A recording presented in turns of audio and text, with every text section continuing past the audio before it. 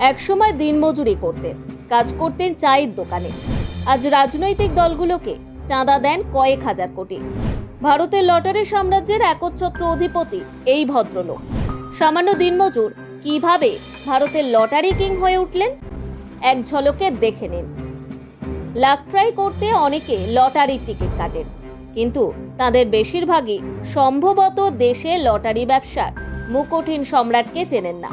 পশ্চিমবঙ্গ সহ ভারতের বেশ কয়েকটি রাজ্যে, এমনকি প্রতিবেশী দেশ ভুটানেও তার লটারির ব্যবসা ছড়ানো, যা স্বাভাবিকভাবেই তাকে বিপুল ধনসম্পদের মালিক করে তুলেছে। ভাবতে অবাক লাগে যে মানুষটা একসময় সামান্য একজন লটারির টিকিট বিক্রেতা ছিলেন। তার সংস্থায় নির্বাচনী বন্ডের মাধ্যমে দেশের রাজনৈতিক দলগুলিকে সবচেয়ে বেশি টাকা চাঁদা দিয়েছে। সেই টাকার পরিমাণ 1368 কোটি টাকা বলে খবর। জানা গিয়েছে তার সংস্থার কাছ থেকে সবচেয়ে বেশি টাকা চাঁদা হিসেবে পেয়েছে বাংলার মুখ্যমন্ত্রী মমতা বন্দ্যোপাধ্যায়ের দল।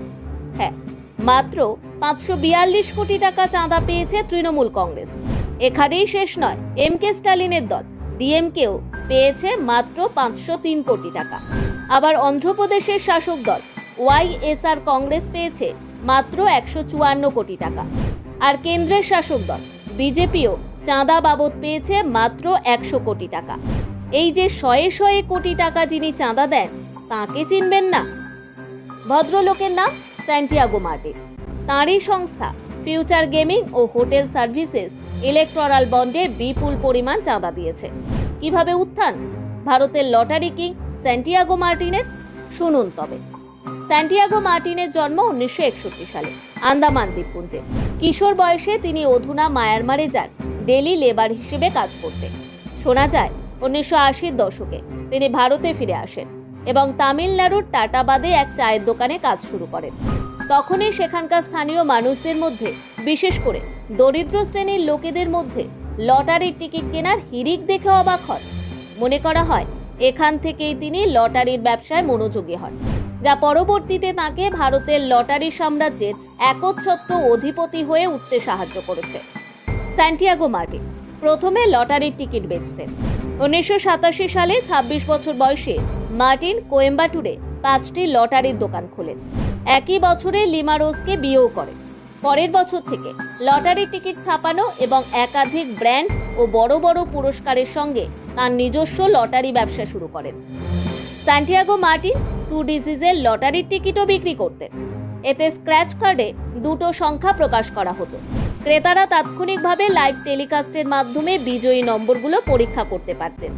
এই লটারি দ্রুত তামিলনাড়ুর পাশের কর্ণাটক ও কেরলে জনপ্রিয় হয় এবং উত্তর ও উত্তর পূর্ব ভারতে ব্যবসা বাড়াতে শুরু করেন তিনি। কয়েক বছরের মধ্যে লটারি টিকিটের সর্বাধিক বিক্রেতা হিসেবে অন্যান্য প্রতিযোগীদের ছাপিয়ে যান।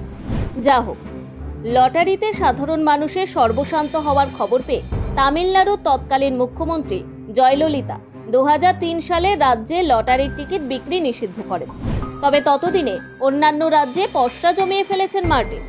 2011 সালে জয়ললিতা পুনরায় ক্ষমতা এলে মার্টিন গ্রেফতার হন এবং জমি দখল সংক্রান্ত এক মামলায় কয়েক মাস জেলও খাটেন।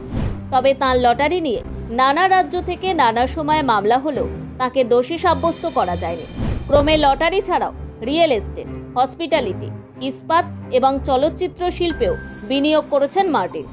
আর তাঁর পরিবারের সদস্যরা বিভিন্ন রাজনৈতিক দলের সঙ্গেও জড়িত। Bureau report, one Bengal.